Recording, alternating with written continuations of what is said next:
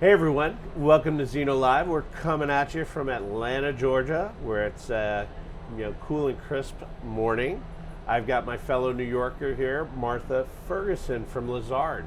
Welcome, Martha. It's good to have you here. Thank you. It's good to be here with you, Mike. Awesome. So we're going to talk a little bit about, I think we'll focus on technology. You know, as we have these conversations many times up in New York. Now we're just going to put it on camera. Yeah, good. So, sounds good. Technology continues to evolve in the corporate travel space. What types of trends are you seeing that are having a significant impact on travel programs like yourself, and then how are you leveraging that? You know, I agree. It really is in the forefront of everybody's program now, and as far as my program goes, we were a little bit late to the game when it comes to technology because we tend to be a little bit more cautious and just overprotective of our data, really. Sure. But it's where everybody has to be, and it's the challenge. It's a big, especially for financial companies like mine. It's hard to get people in the door because of the reasons I just stated. But in the industry that we're in and all these disruptions, you've got to have the best of the best. And with NDC, all the booking tools have to be working where they should be, not where they were 20 years ago. So that's the focus. Is all these companies need to really be in. It's 2024. And at the top of their game.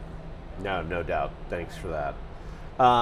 Also, with the rise of remote work and hybrid models, how do you see corporate travel changing with this this new landscape, and what's going to happen? How's that impacting your strategy? Like even bringing in guest travelers, non-employees? Yep. I mean, we're definitely a hybrid model now, 3 days in the office, 2 days out, and it's worked really well. Did that start during the pandemic? It started during the pandemic, and we're not going back to a 5-day work week ever at this point. But it hasn't changed anything. We're still traveling as much, even more. The big thing is you have to be living in the city, at least where you work, hybrid or not. But for us, guest travel is such a big part of our company because we have so many recruits, so many candidate travel, so many guest speakers and whatnot. So that's why working with Serko is the best way for us to go, because it is so time consuming the way we manage our guest travel right now. Sure. That, again, back to technology, it's got to be easier. Yeah, certainly. I mean, there's no reason why we can't all leverage tech to deliver a better experience. With guest travel, it has unique requirements, unique challenges. Can you share some insights or a little more detail on how you're managing it today? We don't manage it well today. That's the problem, which is where you guys come in. We are not managing it well because it takes so much time for our teams. Everything is done offline. There's no way to automate it. They can't use our booking tool. They're not employees of the company. And we do between 500 and 800 guest bookings a year, which is a lot. So if it's all manual, we're working with our TMC. It's a lot on their plates because they're not profiled travelers. We have a centralized booking. That's about the most automated that we've gotten, is at least putting the travel on one central billing platform. But it's just so time consuming for that team because they don't know the people. The candidates don't know our travel policies, and so it's a lot to manage. So it all falls on the HR team, the recruiting department. So we're taking that away from them, and we're automating it, and we're by working with Zeno concierge tool, we're putting the process in the hands of the guest traveler, speaker, what have you, and let them make their decisions within our policy and have it automatically approved, gets reconciled and processed with our TMC, and it's done. Perfect. So it might not even be about a cost savings, because sure, we're taking on new technology, but the savings in time is so much more important to us as a firm, because it's taking away so much extra work. work. I mean, I've met your recruiting team, and I'm sure they didn't sign up to be travel agents, right? They didn't, and they don't have the time for it. I mean, they're stretched during recruiting season, which is really sort of like 9 months worth of our year, and they really are stretched. So they're very supercharged to be working with you guys. All right, awesome, thank you.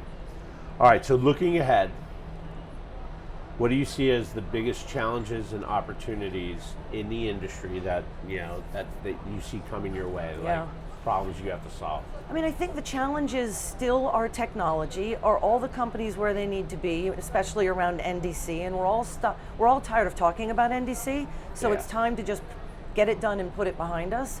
But travel disruptions, they're not going away. We live in a different world now, post-COVID. and I don't think it's ever going to be the way it was. But look at the global IT issue that we had this week. So, Sure. you know, the issue with technology is that there's always something that can go wrong. So what are we going to learn from that? What are we going to learn from what happened this week so that recovery is better? That, I think, is the biggest challenge. As companies become more and more reliant on technology tools of any kind that touch our travel process, we have to make sure there's a backup if something fails, and it will fail. It's not about if it will fail, it's when it fails what happens. How was your trip down here? Were you disrupted? I was lucky. I came in a couple days early. I flew in from a small airport. I wasn't in the city, so I had a 1 hour delay. Oh, I hope it's the same tomorrow. We'll see. But I'm glad I drove. Yeah, exactly. I mean, I feel for the people that are still arriving today, and we're halfway through, you know, this convention. But that's traveling. You have to be able to move with it and just, you know, make it happen. That's it. Awesome. Well, thank you so much for joining us today, Martha. Always a pleasure to see you, and look forward to working with you more. Always, Mike. Thanks. Thank you.